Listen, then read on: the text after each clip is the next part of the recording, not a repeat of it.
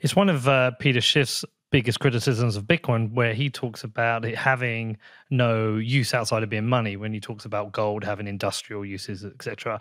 How much have you looked at the growing use of Bitcoin outside of just being money? And I know its inherent properties of money make that work, but let's talk about perhaps like the mining sector, or even this emergence of the ability to use Bitcoin to send dollars around the world. We know that people like the security of Bitcoin, but we know in certain places in the world, they want the stability of a dollar.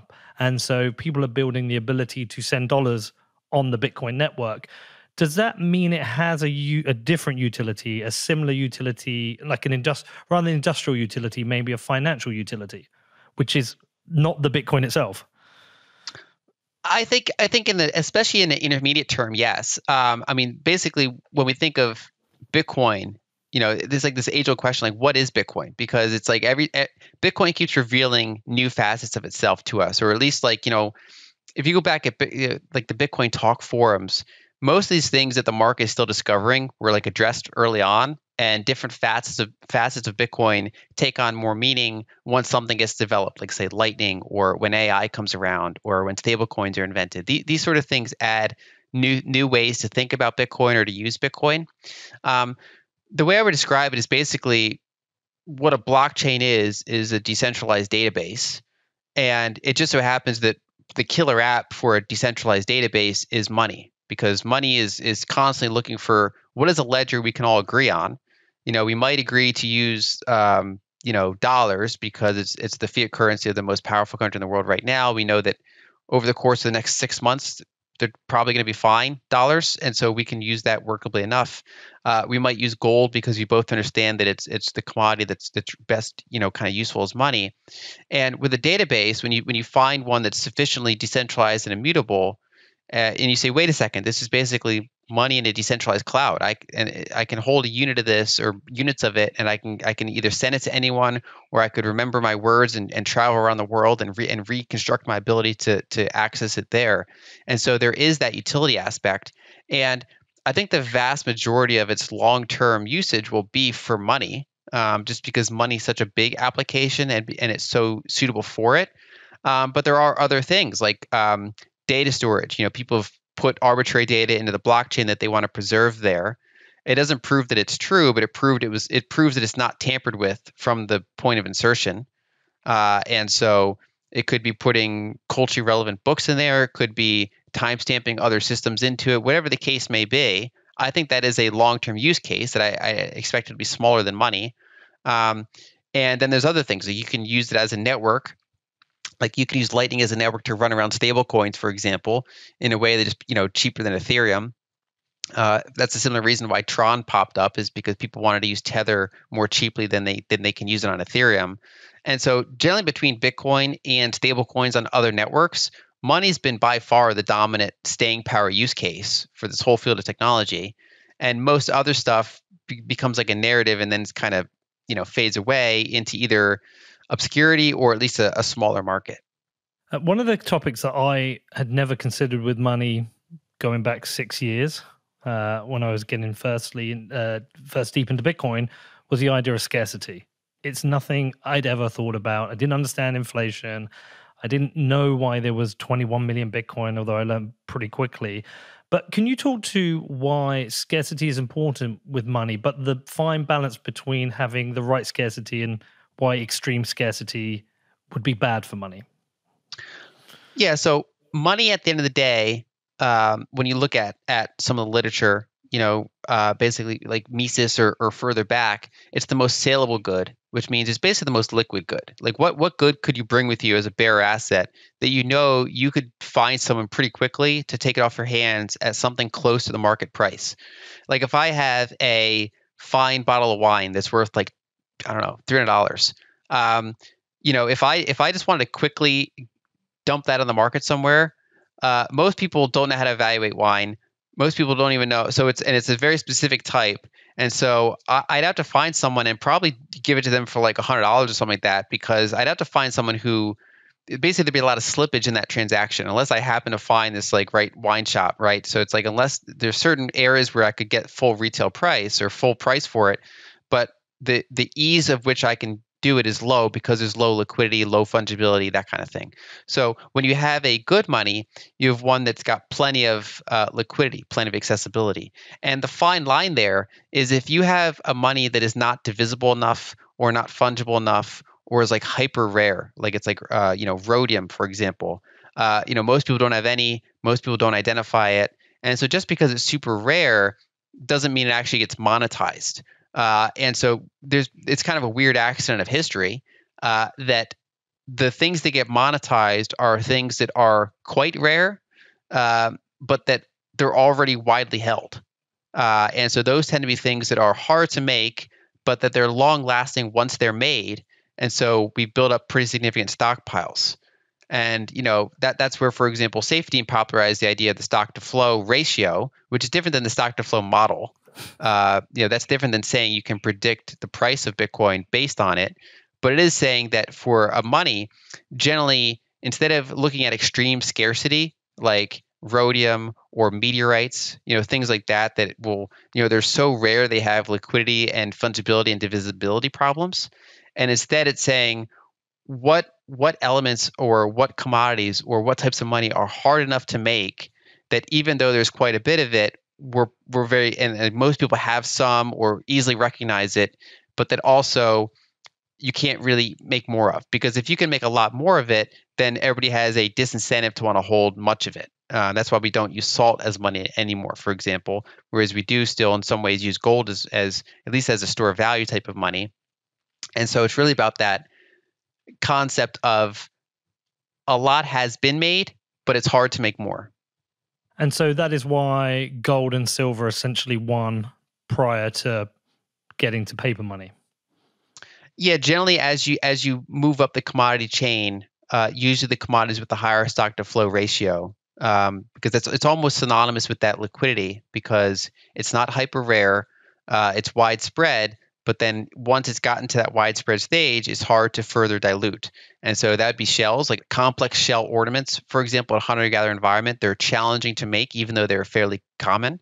And the same thing would be true for, say, gold and silver in later eras. We kind of steadily moved up from using things like grains as money, which have a low stock to flow ratio, to moving towards things like gold that have a very high stock to flow ratio. But how did people abuse gold itself? Because I know, for example, the great example is the coin clipping and the fall of the Roman Empire. Whilst gold is good money, it was still essentially misused or abused by centralized forces. Yeah, so gold it's interesting because gold was the best money, but it was still imperfect, and that applies to silver as well. So they're imperfect in the sense that it's not super easy to verify the fineness of gold or the amount of gold unless you want to weigh it with every transaction. And so there are various technological layers employed on top of gold to try to make it even more effective at being money than, say, raw gold would be.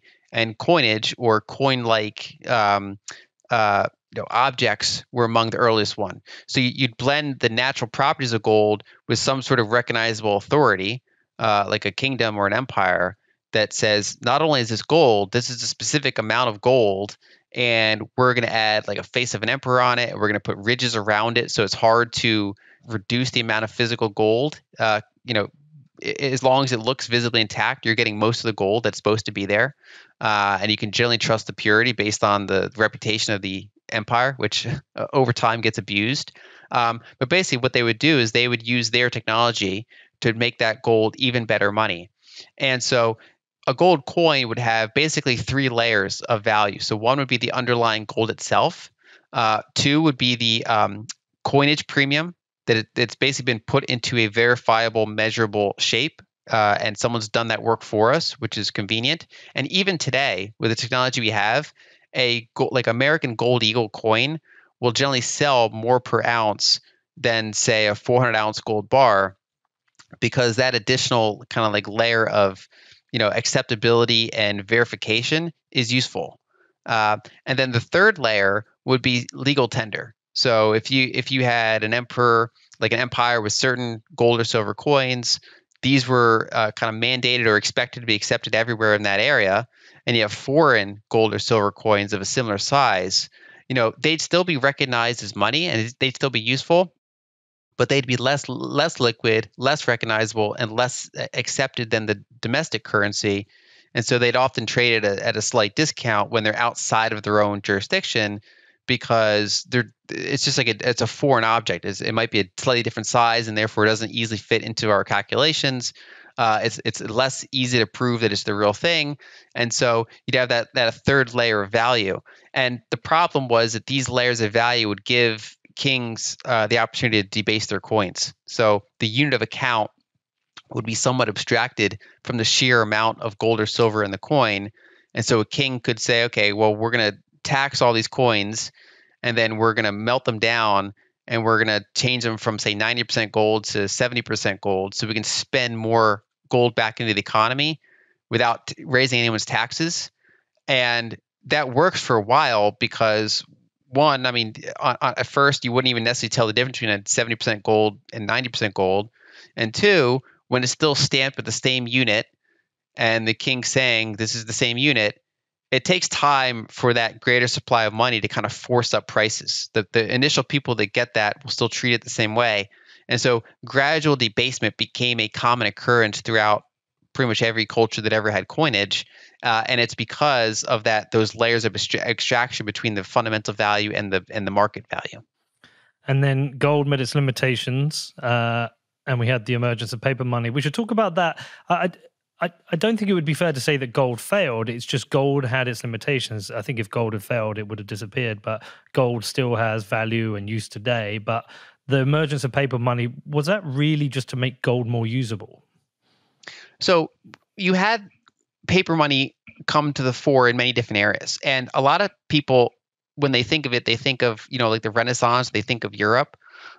Whereas what doesn't get a lot of attention is how widely proto-banking and various paper instruments were used outside of Europe before Europe turned to it. And so it emerged naturally across like the Silk Road, for example, or even in ancient Egypt with papyrus bills of exchange. Basically, it started out more as not as like what we think of it now, like full banks and banknotes. Instead, it started out more like channel-based systems where, let's say you two know each other, you're in different cities. And so if I'm in Peter's city and I want to send money to someone in Danny's city, I can go to Peter and say, hey, okay, here's some gold coins. Can you have Danny go and give someone the same amount of gold coins in another city? And so you two have the benefit of that established connection. Maybe a merchant, caravan connects between the cities every week, and you're able to send messages or send messengers, and you're able to using a paper instrument, I can send money through your network to someone else for a small fee. And so these services arise, partially to serve credit, but mainly to make just gold and silver more divisible, more easy and convenient to use, especially over long distances. And so that eventually coalesced where you'd have increasingly efficient fungibility. So instead of just this specific channel-based network, instead, like Peter's organization would get so big that his financial organization is known at a wider distance. And so, for example, if he issues paper that's like known for a certain amount of gold, that's now like a proper bank. Like that is something now is recognized over a longer distance, and it can be start used in a more broad way. So generally what you had is this emergence of first that kind of proto or channel-based banking, and it would emerge into this more like broadcast, almost like broadcast-based banking, where paper banknotes are out there. They're fully kind of interchangeable with other banknotes, and they're recognizable over a longer distance. And really this was basically just an increasing type of technology, an increasing type of interconnectedness to make it easier to move money without actually having to verify physical precious metals every time. It sounded a little bit like lightning channels being opened up. The Hawala system in particular was very lightning-like. It was basically, analog lightning from 1,000 years ago. And I think that, successful things tend to reemerge in different ways. That kind of shows the robustness of that type of system.